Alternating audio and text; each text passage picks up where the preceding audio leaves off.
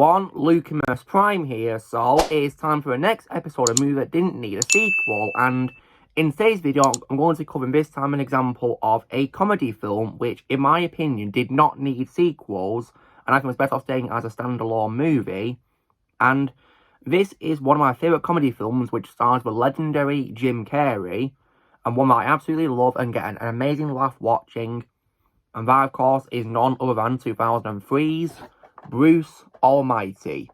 So, you guys are going to be asking me, what do I think of this film? Well, I've seen this film many times in my life. For example, when I saw it for the first time at school, in one of my lessons, and at the end of term, it was definitely an amazing blast to watch, really funny. And I also, as well, I'll definitely have had lots of fun times rewatching it. I even rewatched it this week, and it was definitely an amazing blast, going back down some really funny memories on memory lane. And Jim Carrey does a really amazing job playing Bruce Nolan, the news reporter, who of course gets the powers of God, who is played by the legendary Morgan Freeman in this. And I definitely really love this movie very much. And it's so funny from start to finish, absolutely hilarious. And I definitely really love this. And so it's also got other great supporting cast, so, for example, Jennifer Aniston as Bruce's loving interest Grace Connolly, and also as well Steve Carell as Bruce's rival in his news reporting job of being Evan Baxter, among many others really as well. Great cast of actors in this. And when it comes to why I think the film did not need any continuation, I think the film has a really amazing ending because at the end of the film, Bruce realises that he's been selfish, he walks all on a highway, he asks God to take back his powers, but then he gets hit by a truck and meets God in the afterlife.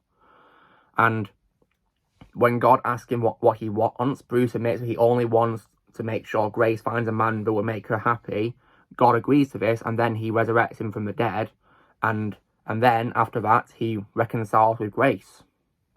And then following his recovery, Bruce returns to his field reporting job and decides to take more pleasure in the simple stories. So that was definitely a great ending right there. And I did not see any signs of sequel baiting whatsoever with this ending, because I think it ended perfectly. And to this day, this film for me is a 10 out of 10 comedy classic. I just really love this movie. Unfortunately, however, despite this great ending, we unfortunately got a spin-off, released, of course, in 2007, a continuation, and that, of course, was none other than Evan Almighty. Oh, God. So, I saw this film for the first time this week, guys, because in the years since I loved Bruce Almighty, since I first saw it, I did not hear good things about its spin-off, and I avoided it for many years. And upon watching it for the first time this week, rightfully so, because compared to the absolute blast that this comedy film is, I personally did not like Evan Almighty at all. So, I was thinking anything good about it though. I mean, Steve Carell, of course, comes back as Evan because he's a main character now. I thought he was good as in what he was given. Steve Carell's a legend, one of my favourite comedians of all time.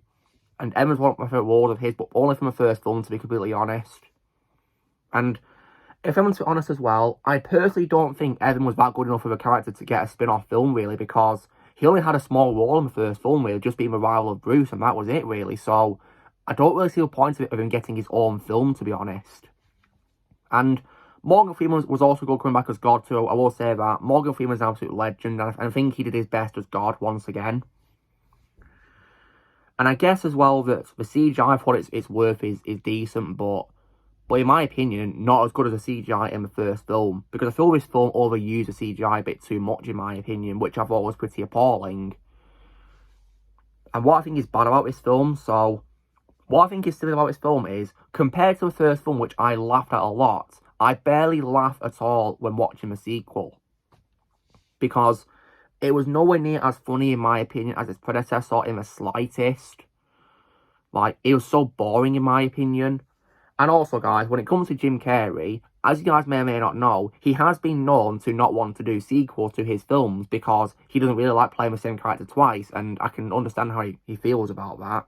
So, he's been known to decline to return for many sequels to his films, and this would have to be one of them. Because I've already covered in this series examples of really bad sequels to films he's been in, such as, for example, Son of the Mask, and also Dumb and Dumber 2. And this is another example of that, because he, of course, did not return as Bruce in this, and based on how bad this film is, rightfully so. But unfortunately, in this film, Bruce isn't even mentioned, and the main character doesn't even exist anymore. So, like, really? Like, how can this be a spin-off to the first film if you're not going to acknowledge its protagonist, Bruce? That's just so stupid. I really couldn't believe he did that to Bruce. It was just really stupid, really. I mean, I get he's not going to be in the film because Jim Carrey didn't want to return, fair enough, but they could have at least mentioned him as like, having a happy life somewhere after events of the first film with Grace, but no, they didn't give us that, which is just a stupid move. And also as well, what I think is done about this film is, I feel it's also a stupid mockery of a Noah's Ark story as well, in my opinion. And I think they just did it so wrong, to be honest. And it just didn't really make any sense why they did this. Like, why not do a similar story to the first film, where Evan gets the powers of God? Because that's what made the first film so good, really. Because it's of course, you know, is a story about if you have powers of God for a week and what you could do with them. Like, why not do it to Evan this time? I don't see how that would turn out, but unfortunately we didn't get that. Instead, he, of course, became Noah for some reason. And also, as well, the film was introduced to a character played by John Goodman, who is, of course, a congressman called Chuck Long. And I personally didn't like that character. I thought he was really greedy and annoying and unlikable. Which really breaks my heart, because I love John Goodman as an actor. And I can't believe they dragged him in this to play an annoying character, which is a massive shame. I just think it was really stupid what we did with this movie. And I feel it was just so boring too. And it just was a mockery of a Noah's Ark story.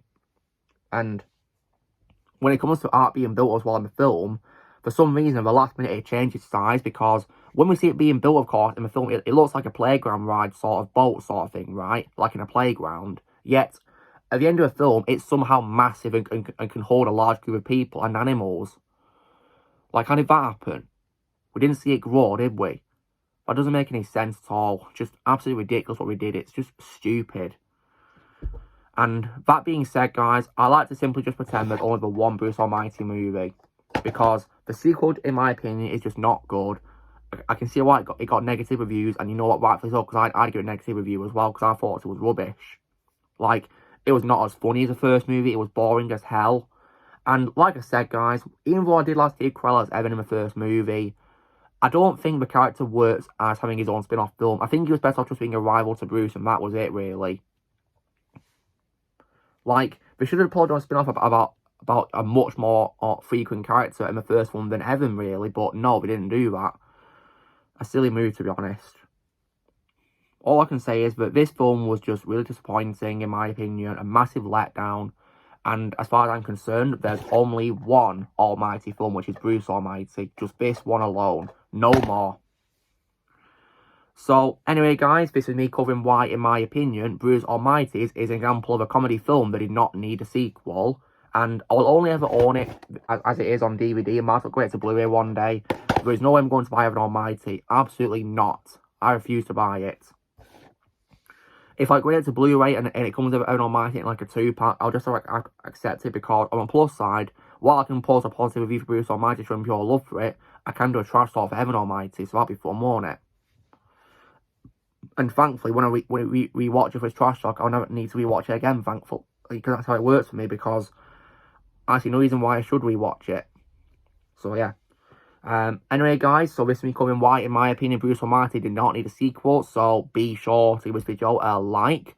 Also, be sure to have in the comments what you guys think of Bruce Almighty. If you've seen it, do you think it needed a sequel? Or in the comments below what you think. Also, be sure to join Team Prime, press and subscribe, more to come in the future. And I'll see you all later.